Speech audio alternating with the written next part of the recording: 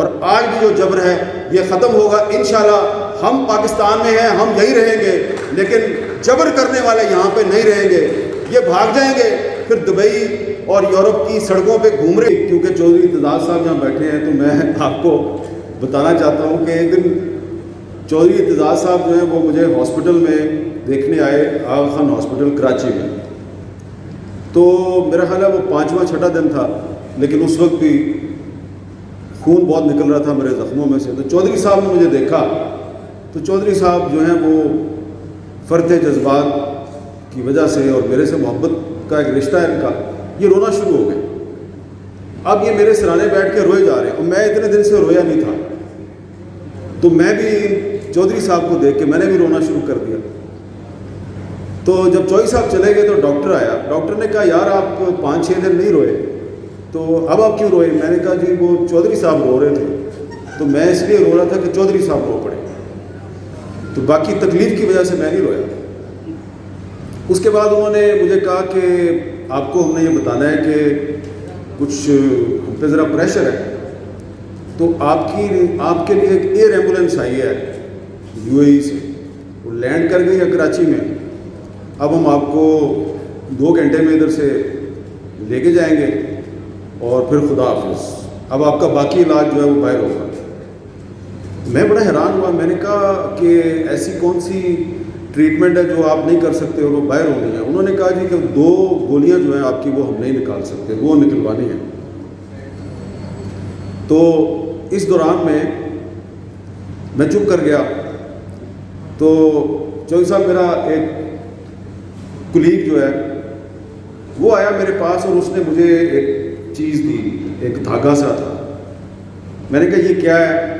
اس نے کہا یار نیچے ہاسپٹل کے لان میں بہت سے لوگ آپ کے لیے دعائیں مانگ رہے ہیں, تو یہ کوئی غریب عورت ہے بلوچستان کی ہے, یہ اس نے کوئی کہا کہ یہ امام زامن ہے 5-10 روپے کا, یہ اس کو دے دو.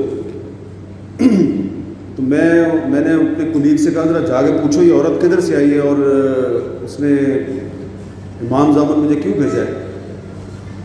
تو وہ واپس گیا اور آیا. اس نے کہا تربت سے آئی ہے اور وہ کہتی ہے کہ میرا بیٹا جو ہے وہ لاپتہ ہے, تو یہ مجھے پتہ ہے اس کو اس لیے گولیاں ماری ہیں کہ یہ لاپتہ لوگوں کے لیے آواز اٹھاتا ہے, تو اس لیے میں اس کا تربت سے پتہ لینے آیا. میں نے فوراً ڈاکٹر کو بلایا, ڈاکٹر انعام پال صاحب. میں نے ڈاکٹر صاحب کو کہا ڈاکٹر صاحب میں نے پاکستان سے نہیں جانا. کہتے ہیں کیوں؟ میں نے کہا لوگ میرے لیے دعائیں مانگ رہے ہیں تو میں یہ اپنے لیے دعائیں مانگنے والوں کو چھوڑ کے چلا جاؤں, میں نے پاکستان سے نہیں جانا. تو میری نظر میں جب سے 2 صوبائی حکومتیں توڑی گئی اور 90 دن کے اندر الیکشن نہیں ہوا, تو یہ ایک بہت بڑی وائلیشن ہے کہ 90 دن کے اندر الیکشن نہیں ہوا اور یہ آئین کی بہت بڑی خلاف ورزی ہے. اس لیے میں سمجھتا ہوں کہ یہ آئین ایک طرح سے ہے بھی ہے اور نہیں بھی ہے. پاکستان میں جمہوریت ہے بھی ہے اور نہیں بھی ہے. تو یہ آئین جو ہے یہ معطل ہے, لیکن مجھے یقین ہے کہ یہ آئین جو ہے یہ اپنی طاقت کو منوائے گا, کیونکہ یہ واحد آئین ہے جو عوامی طاقت سے بنایا گیا. تو یہ اپنی ہیٹرک مکمل کر چکا ہے, 3 دفعہ بحال ہوا ہے اور اب 4تھی دفعہ پھر معطل ہے. یہ دوبارہ بحال ہوگا اور جب تک یہ آئین بحال نہیں ہوتا تو ہماری جدوجہد جاری رہے گی. لیکن اس کی بحالی کے لیے صرف میں نے اور آپ نے آواز نہیں اٹھانی. یہ آئین جو ہے یہ بار بار معطل کیوں ہوتا ہے؟ کیونکہ پارلیمنٹ کمزور ہے, کیونکہ جوڈیشری جو ہے وہ اس کا ایک پولیٹیکل ایجنڈا ہے. میرے دوست مظہر برلاس نے سفیدے کے درخت کا ذکر کیا.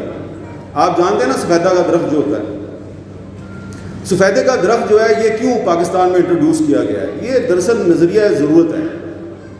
سفیدے کا درخت اس لیے لگایا جاتا ہے کہ یہ جلدی لمبا ہو جاتا ہے, یہ جلدی آسمان کی بلندیوں کو چھوتا ہے. لیکن پرندے اس درخت پہ گھونسلہ کیوں نہیں بناتے؟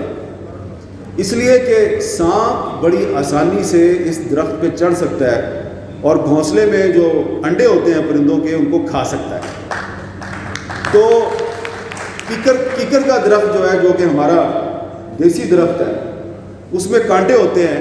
سانپ کیکر کے درخت پہ بڑی مشکل سے چڑھتا ہے, تو اس لیے پرندہ جو ہے وہ کیکر کے درخت پہ اپنا پرندہ بناتا ہے.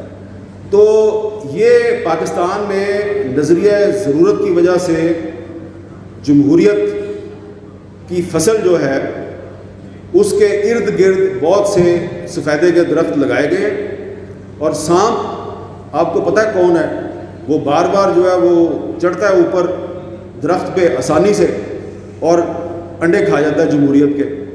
تو اس لیے میں اتفاق کرتا ہوں مظہر برلاس سے کہ جو سفیدے کا درخت ہے یعنی کہ نظریہ ضرورت ہے، اس کو جڑ سے اکھاڑ کے پھینک دینے کی ضرورت ہے۔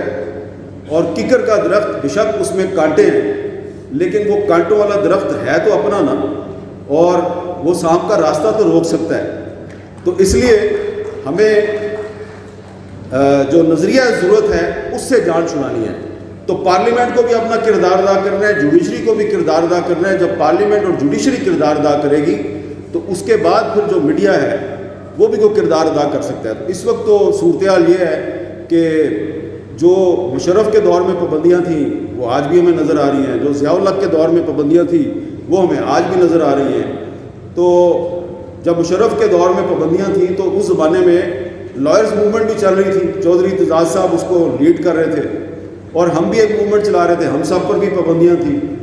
تو ہر جگہ پہ میں حبیب جالب صاحب کا کہ کچھ اشعار پڑھا کرتا تھا، اور اس کے بعد مجھے پیغام ملتا تھا کہ اگلے جلسے کے شعر نہیں پڑھنا، نہیں تو تیرے منہ تے تیزاب چھوڑ دیں گے۔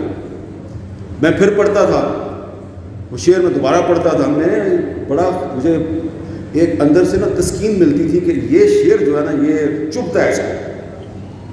تو میں وہ بار بار شعر پڑھتا تھا، اور وہ شعر جو ہے اس میں ایک حبیب جالب صاحب کی پیشین گوئی ہے جو مشرف کے دور میں بھی پوری ہوئی، اور پھر اس کے بعد جب جنرل باجوہ نے پابندیاں لگائی، ان پابندیوں کے دور میں بھی ایک اسلام آباد میں لائرز کنونشن ہوا تو لطیف آفریدی صاحب سپریم کورٹ بار کے صدر تھے، تو انہوں نے مجھے اسی طرح بلا لیا تقریر کے لیے۔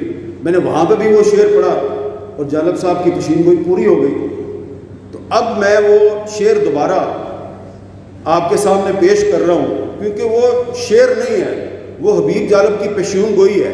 اس پیشین گوئی میں صرف ظالموں اور جابروں کا انجام آپ کو نظر نہیں آئے گا، اس پیشین گوئی میں آپ کو پاکستان کا روشن مستقبل بھی نظر آتا ہے۔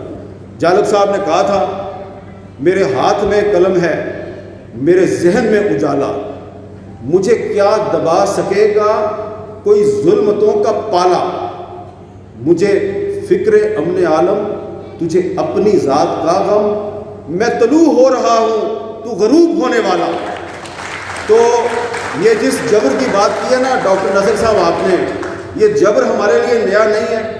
اس جبر کے خاتمے کے لیے جس حبیب جالب نے جدوجہد کی اور پیشین گوئی کی، یہ جبر ضیاء الحق کا بھی جبر ختم ہوا، پرویز مشرف کا بھی ختم ہوا، جنرل باجوہ کا بھی ختم ہوا، اور آج بھی جو جبر ہے یہ ختم ہوگا انشاءاللہ۔ ہم پاکستان میں ہیں، ہم یہی رہیں گے، لیکن جبر کرنے والے یہاں پہ نہیں رہیں گے، یہ بھاگ جائیں گے، پھر دبئی اور یورپ کی سڑکوں پہ گھوم رہے ہوں گے، اور ان کی جو ویڈیوز بنا کے آپ لوگ ہمیں بھیجیں گے اور ہم آگے سے دکھائیں گے۔